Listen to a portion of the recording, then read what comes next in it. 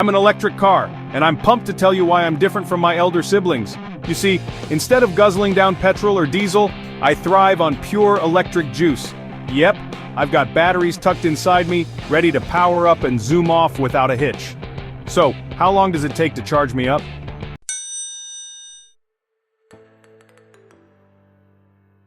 So let's check whether my EV is enabled with the fast charging or not, or if I'm planning to buy an EV, which EV I should take from the market so that it will have the fast charging feature.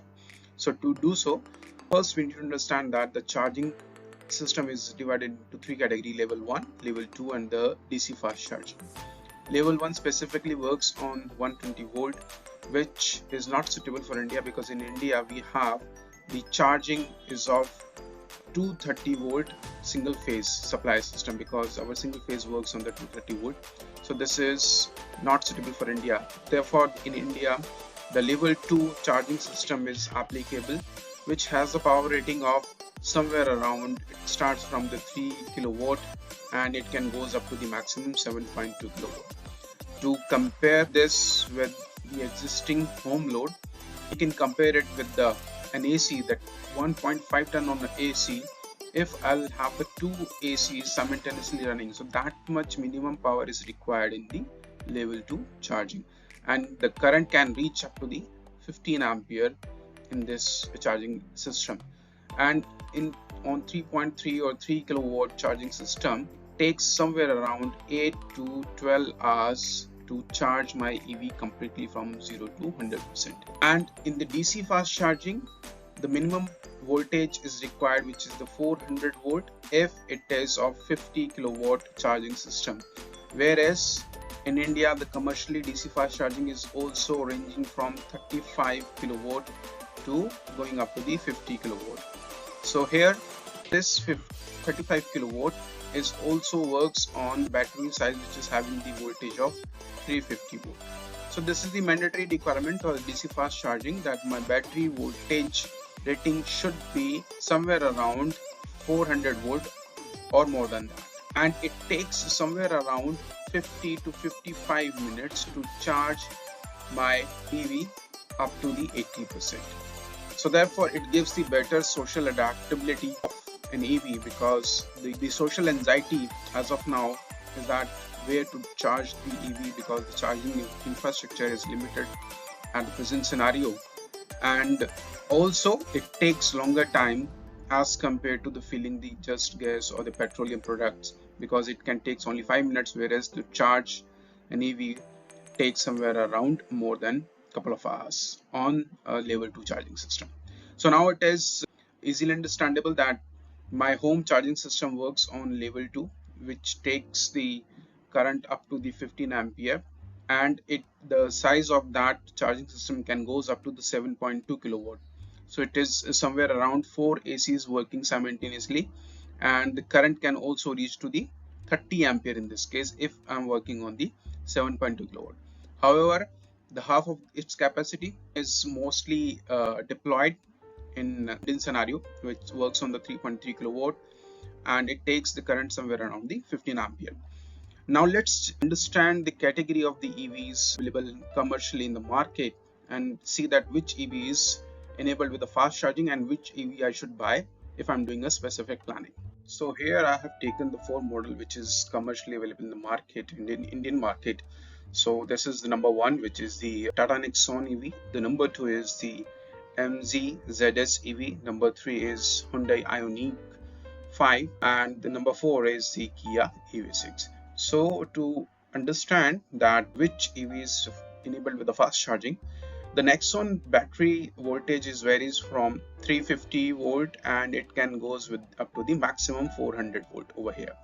So this 400 volt is enabled with maximum of 50 kilowatt fast charging, whereas for the MG ZS EV the battery size is again 400 volt, so it is limited up to the 50 kilowatt of DC fast charging. And this number 3, which is the Hyundai Ioniq 5, it is having the battery voltage of 800 volt, so therefore it can goes up to 150 kilowatt of fast charging, which is commercially deployed. So the commercially deployed charging systems, DC fast charging systems, are ranging from 50 kilowatt to the 150 kilowatt, and also having the intermediate of 100 kilowatt and also the 120 kilowatt charging infrastructure. So this 800 volt can easily support up to the 150 kilowatt fast charging DC. So it means that it can charge in 0 to 80% somewhere around in 20 minutes. Whereas for the Tata Nexon, it will take somewhere around 55 minutes to get charged on 50 kilowatt charging from 0 to 80%. And similarly, this is true for the MG EV6. The Kia EV6 is also enabled or having the battery size of 800 volt, so it can also support of 150 kilowatt DC fast charging. What makes it different? There are two aspects of it. That one is the Tata Nexon is the mass maker, and the price of this EV is also cheaper, so they are making for the mostly targeted audience, and therefore they are using the semiconductor silicon based, and their converters and the inverters are based on the silicon based devices like IGBTs and MOSFET. So they are made from the silicon.